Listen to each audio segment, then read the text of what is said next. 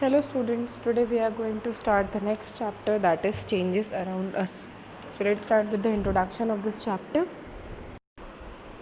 Changes can occur everywhere at any time. Changes differ from each other. For example, melting of ice, burning of paper, etc. So as from the introduction we come to know that in this chapter we have to study about changes.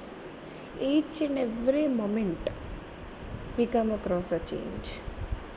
Changes occur everywhere, every time, but they are different from each other. Melting of ice, burning of paper, and these are different types of changes. Some of the different types of changes are reversible change, irreversible change, physical change, chemical change. So let's study them separately. First, we'll start with reversible change. Reversible change is an effect on a substance which can then be returned to its original state. That is, as the name suggests, reversible change, the change which can be reversed.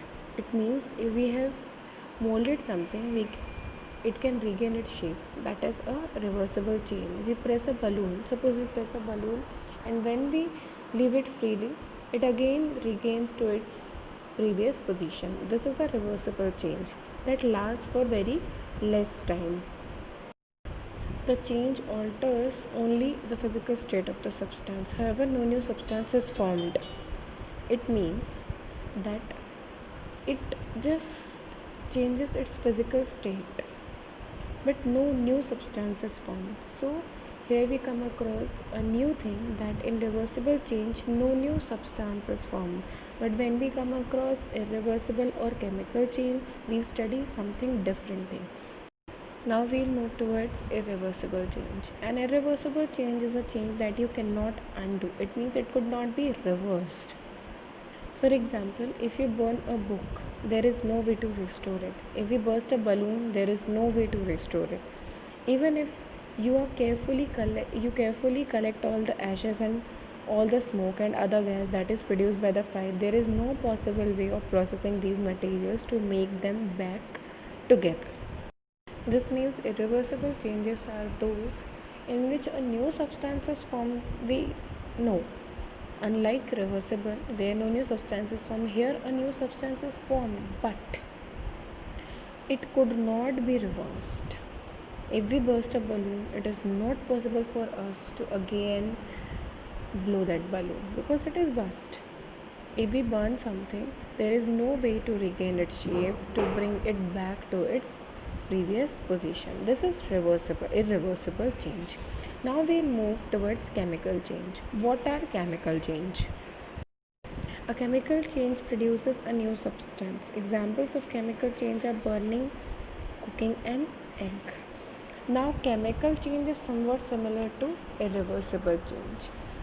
The thing is, here a new substance is formed, that is burning. When we burn something, ashes are produced, and it is a new substance. Cooking an egg, as it could not be reversed, also cooked egg is somewhat different from a raw egg. So this is chemical change. Now what is physical change? A physical change does not produce a new substance. It is somewhat same as reversible change. Examples of physical changes including crushing, can, melting an ice cream. Suppose we take an example of melting an ice cream. If we again put it in the freezer, it will again regain its shape. It will again be the same ice cream which we have taken out. So physical change in which no new substance is formed, and also it could be reversed. Now we'll go to some of the examples of physical, chemical, reversible and irreversible change. Up till here we come to know that reversible is somewhat same as physical and irreversible is somewhat same as chemical. So let's see some of the examples.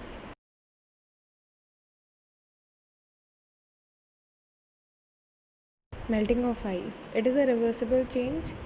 If we'll melt it, it will become liquid. But once we again put that water in the freezer, it will again convert to ice. So it is a reversible change as it regains its shape. Now next one. Blowing of a balloon. Again it is a reversible change as if we leave it. all the air will come out, but again if we blow it, it will again regain its shape. So it is a reversible change. Now next is baking a cake. It is a chemical change, as once a cake is baked, it could not be again converted into raw form. So this is a chemical change. Also a new substance is formed, that liquid cake is converted into a solid cake. Next is cooking an egg. It is also a chemical change because that liquid raw egg after cooking converts into a solid form, and which it is also irreversible, as it could not change to back to its position. Boiling of water. It is a physical change, as again on chilling it get cooled down, and again on providing heat it will start boiling. So it is a physical change. Now next is blooming of flower. It is irreversible change because it could not be converted back to the bud. Next is ripening of fruit. It is also an irreversible change, as it could not be reversed. Next is crushing of can. It is a physical change, as no new substances formed, plus it can regain its shape. Next is tearing of paper. It is also a reversible change because after tearing that particular piece of the paper, it can be sticked, but it could not be as same as it was earlier with before tearing of that particular paper.